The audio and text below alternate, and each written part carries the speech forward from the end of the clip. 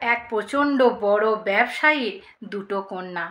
ব্যবসায়ীর সমস্ত সুখ থাকলেও কপালে তার স্ত্রীর সুখ ছিল না। ছোট কন্যাকে জন্ম দেবার সময় তার স্ত্রী মারা গেছিলেন। সমস্ত দায়ভার মেয়ে দুটির এসে পড়ল সেই ব্যবসায়ীর উপরে। ব্যবসার সঙ্গে সঙ্গে মেয়ে দুটোকেও যত্ন করে মানুষ করতে লাগলো, কিন্তু যত্ন একটু অধিক মাত্রায় হয়ে গেছিল। বড় মেয়ে যত অহংকারী, ছোট মেয়ে ঠিক ততটাই অহংকারী, তার থেকে আরও বেশি অহংকারী। আস্তে ধীরে বড় মেয়েটার বিয়ের বয়স হলো। সে কোনো রকমে এটা ভালো নয়, সে ভালো নয়, এ ভালো নয়, ও ভালো নয় করতে করতে কোনো রকমে তার একটা ভালো ভদ্রসভ্য ঘরে বড় মেয়েটার বিয়ে হলো। কিন্তু ছোট মেয়ে সোমা, তার কোনো মতেই আর বিয়ে হয় না। এই ছেলে রোগা, ওই ছেলে কালো, ওই ছেলে মোটা, ওই ছেলে নাটা, এই ছেলের এই নেই, ওই ছেলের ওই নেই। এই করতে করতে সে কিন্তু আর কাউকেই তার পছন্দ হয় না। সে হচ্ছে অত্যধিক অহংকারী, অত্যধিক অসভ্য। কেউ রান্নায় নুন বেশি হয়ে যায়, সে খাবার তাকে ছুঁড়েই মারে। যদি জামা কাপড় কাচ থেকে জামা কাপড়ে একটু নোংরা থাকে, সেই কাজের বউটাকে প্রচণ্ড পরিমাণে অপমান করে, এমন অপমান করে সে কাজে আসতে পারে না, এত অপমান করে। বাবা মেয়েটাকে নিয়ে ভীষণ সমস্যায় পড়লো, এত সমস্যায় পড়লো যে চারিদিকে বলতে লাগলো আমার মেয়ের আর বিয়ে হবে না, এরকম এরকম সবারই কাছে দুঃখ প্রকাশ করতে লাগলো। তারই একটা বন্ধুর ছেলে ছোট থেকে সেই ভদ্রলোককে ভীষণ ভক্তি করতো, সেই ব্যবসায়ীকে। সেই ব্যবসায়ীর দুঃখে সেই বন্ধুর ছেলেও কিন্তু ভীষণ দুঃখী হলো, আর বললো তাই আপনি একটা কাজ করুন, আমি আপনার মেয়েকে বিয়ে করব, কারণ আমি জানি আপনার মেয়ের থেকে আমি অনেকটা হলেও বড়। আপনি একটা কাজ করুন, সমস্ত ব্যবসা বাণিজ্য রাখুন, আর 1 মাসের জন্য টিকিট কেটে আপনি বিদেশে চলে যান, আর সমস্ত দায়ভার আপনি আমার ওপর দিয়ে যান। তার আগে আপনার মেয়ের সাথে আমার বিয়েটা দিয়ে যান। বলছে না বাবা, আমার মেয়ের সঙ্গে তোমার বিয়ে দিতে পারবো না, তোমার জীবনটা শেষ হয়ে যাবে, তোমার জীবনটা নরক করে ছেড়ে দেবে আমার মেয়ে। তুমি আমার বন্ধু ছেলে, তুমি খুব ভদ্র সভ্য ছেলে, তুমি তো আমার মেয়ের উপযুক্ত তুমি নও, আমার মেয়ে তোমার জীবনটা নষ্ট করে দেবে, জেনে বুঝে এত বড় ক্ষতি আমি আমার বন্ধু ছেলের করতে পারবো না। বলছে আপনি আমাকে পছন্দ করেন না? বলছে হ্যাঁ। আমি সভ্যভদ্র নই? বলছে হ্যাঁ। আমি আপনার মেয়ের দায়িত্ব যদি নিয়ে আপনার কোনো অসুবিধা আছে? বলছে না, কোনো অসুবিধা নেই, কিন্তু আমার বড় অসভ্য মেয়ে, তুমি ঠিক করতে পারবে না। বলে আমি কথা দিলাম আপনার মেয়েকে আমি বিয়ে করবো, কোনো দিন তাকে ত্যাগ করব না। বললো ঠিক আছে।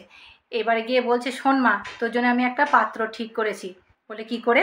তুমি আমার পাত্র ঠিক করলে আমাকে না জানিয়ে? বলছে হ্যাঁ। কাজী এসে বলল শোনো, তুমি বলো যে অমুক ব্যক্তি ওই ছেলে তোমার উপযুক্ত কিনা। বলছে মোটেই না, আমি ওকে চিনি না, জানি না, শুনি না। তখন ছেলে এসে বলল আচ্ছা তুমি একটা কথা বলো, তুমি আমাকে বিয়ে করতে রাজি কি রাজি না? বললো একদমই রাজি না। বলে ঠিক আছে, এখানে লিখে দাও যে তুমি আমাকে বিয়ে করতে রাজি না। মেয়েটা তো রাগে অহংকারে ঘর ঘর ঘর ঘর করে লিখে দিল, সাইন করে দিল। সেই পাতার মধ্যে আর একটা পাতায় লুকানো ছিল তাদের বিয়ের সার্টিফিকেট। এবারে মেয়েটাকে বলো চলো তোমার জামা প্যান্ট গুটাও, আমার সাথে চলো। বললো কেন? এই দেখো তুমি আমাকে বিয়ে করেছো, আমি তোমার আইনত স্বামী। মেয়েটা সত্যি দেখলো হ্যাঁ, এটা তোমার সাইন বটে, কিন্তু চিৎকার চেঁচামেচি কীভাবে করবে? তার বাবাকেও সে খুঁজে পাচ্ছে না, কারণ ছেলেটার সাথে যুক্তি করেই তার বাবা চলে গেছে বিদেশে। এইবার কী করবে সোমা? বলো তুমি যাবে কি যাবে না? আমি পুলিশ ডেকে নিয়ে যাব। এবারে যারা বেশি অহংকারী হয় তাদের কিন্তু আত্মমর্যাদা অনেক বেশি থাকে। সে বললো না, পুলিশে টুলিশের ঝামেলা করো না, আমি যাচ্ছি। তাকে নিয়ে গিয়ে সোমাকে নিয়ে গিয়ে রাখলো একটা ঘরের মধ্যে। বললো জান, তুমি অনেক সুন্দর, তুমি অনেক কিছু পেতে পারো, এক্ষুনি তুমি একটু বসো, আমি আসছি। এই বলে তাকে বাইরে থেকে তালা দিয়ে তার স্বামী চলে গেল। ঘরের মধ্যে নাই কোনো ফ্যান, নাই কোনো লাইট, নাই কোনো জানলা, নাই কোনো দরজা, কিচ্ছু তার মধ্যে নাই। প্রচণ্ড গরমে, প্রচণ্ড কষ্টে সে একটা জায়গায় বসলো। বসে দেখছে একটা হাত পাখা। অত গরমে হাত পাখাই সে করতে লাগলো, আর মনে মনে ভাবতে লাগলো যখন আমাদের কারেন্ট চলে যেত বাবা কত যত্ন করে আমাদের ইনভার্টার জ্বালিয়ে দিত, ফ্যান চালিয়ে দিত, বাবার জন্য খুব কাঁদতে লাগলো। সেই দিনটা কেটে গেল। চরম খিদে পেয়েছে, কিন্তু খাবার দাবার তো কিছুই নেই। তখন সেই ছেলেটি পরদিন এসে বলছে জান, তোমার খুব খিদে পেয়েছে? বললো হ্যাঁ। কেমন করে থাকলে? আমি তো ভুলেই গেছিলাম কাজের চাপে যে তোমাকে আমি এখানে রেখে গেছি। তখন মেয়েটা যে তাকে কিছু বলবে সে ক্ষমতা পর্যন্ত নাই, কারণ সে অনেক আদর যত্ন মানুষ হয়েছে, ফুলের মতো মানুষ হয়েছে। সে আর লড়াই করতে পারছে না, তার পেটে তো কিছুই নেই। তখন বললো, যান দেখো, একটা প্লেটে অনেক লুচি তরকারি অনেক কিছু সাজিয়ে নিয়ে এসে মেয়েটাকে দিল। মেয়েটা যেই খেতে যাবে বললো, দাঁড়াও যান, এটা একটু খেয়ে দেখি। বললো, কি নুন, ছুঁড়ে ফেলে দিল মাটির মধ্যে। কি বললো, দরকার নেই, এখানে রুটি সবজি আছে আর একটু ডাল আছে, দেখি এটা খেয়ে। তখন মেয়েটা ভাবছে এটাও যদি ছুঁড়ে ফেলে দেয়, ফট করে সে হাত থেকে নিয়ে বলছে, ঠিক আছে ঠিক আছে, এটা তোমাকে খেয়ে দেখতে হবে না, এটাই আমি খেয়ে নিচ্ছি। রুটির তরকারি ফটাফট ফটাফট ফটাফট খেয়ে নিতে লাগলো। স্বামীর অন্তরাত্মা কেঁদে উঠল, হায় রে ভগবান, এত কষ্ট করে ফুলের মতো মানুষ করেছে যে বাবা তার মেয়েকে আমি এত কষ্ট দিচ্ছি। বলো না, এটাই হচ্ছে সঠিক রাস্তা। এইবার সে বলল, ঠিক আছে তুমি এটা খেয়ে নাও, আমি আসছি। বললো, দয়া করো, আমাকে আমাকে এখান থেকে বের করে দাও, ফ্যান নাই লাইট নাই কিচ্ছু নাই, আমি এখানে থাকতে পারবো না। তখন বললো, ঠিক আছে। ঘরের দরজাটা খুলে দিয়ে গেল, কিন্তু মেন গেটে এত বড় একটা তালা লাগিয়ে দিল আর বড় বড় পাঁচির ঘেরা। সে দেখলো বাড়িটা একদম মাটির, উনান আছে, কাঠ আছে, নুন আছে, তেল আছে, সব তাকে রান্না করে খেতে হবে। সে বলল, আমি তো কোনোদিন কখনো রান্না করিনি।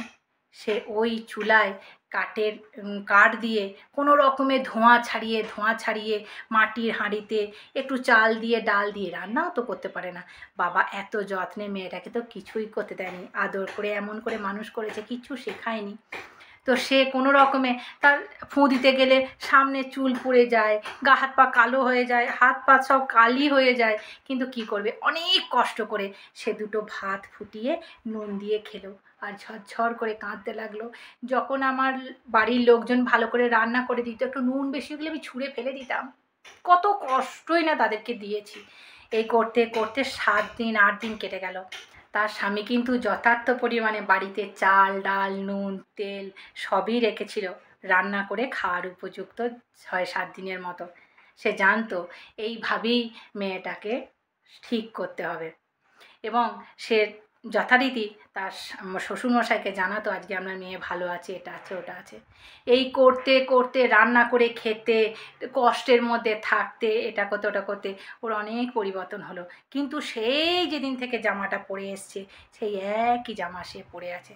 7-8 দিন পর তার স্বামী এসে বলছে, জান আমার ভুল হয়ে গেছে গো, আমি বুঝতেই পারিনি তুমি এখানে আছো, এত কষ্ট করে তোমার জন্য কিছু জামা কাপড় নিয়ে এসছি।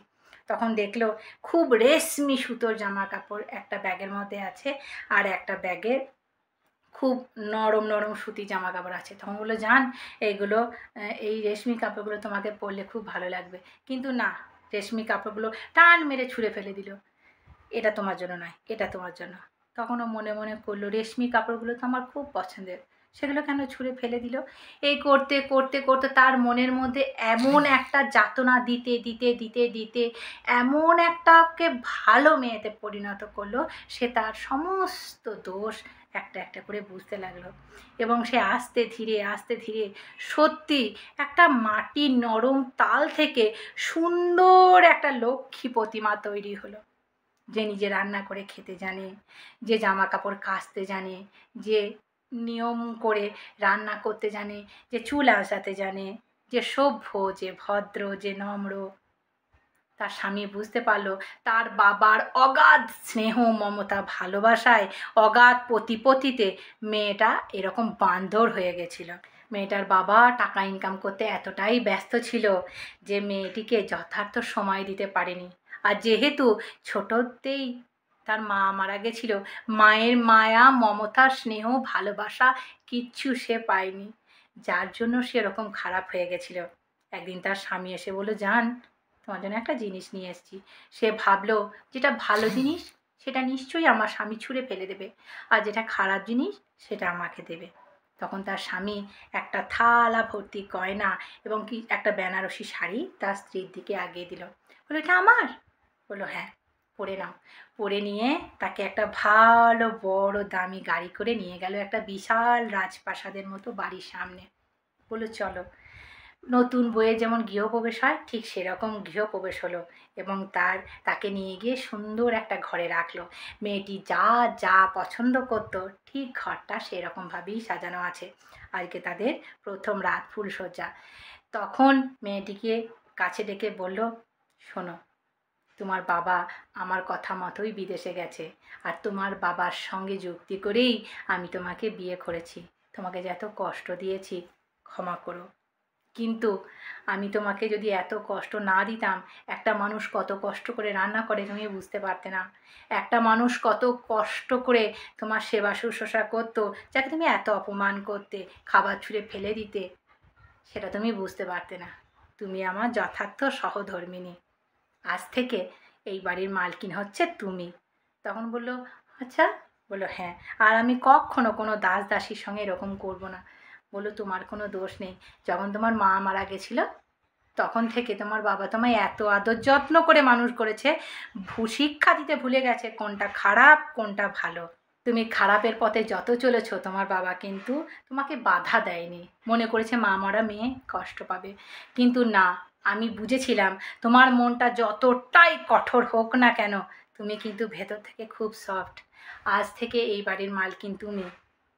আর হ্যাঁ, আমি তোমাকে এত কষ্ট দিয়েছি, খাবার দিইনি, রান্না করতে দিয়েছি, তোমার ভালোর জন্য করেছি, কিন্তু আমি তোমায় সত্যিই ভালোবাসি। তুমি যখন এরকম রান্না করতে, এরকম থাকতে, তোমাকে ঘরে বন্ধ করে রেখে দিয়েছি, আমি সত্যিই খুব কষ্ট পেয়েছিলাম গো। আমাকে তুমি ক্ষমা করে দাও। তোমার ভালোর জন্যই এটা আমি করতে বাধ্য হয়েছিলাম। আর কি, আমার গল্প যদি ভালো লাগে নিজেদের নিকট আত্মীয়র সঙ্গে আমার এই গল্প শেয়ার করো। ভালো থেকো, সুস্থ থেকো, সাবধানে থেকো।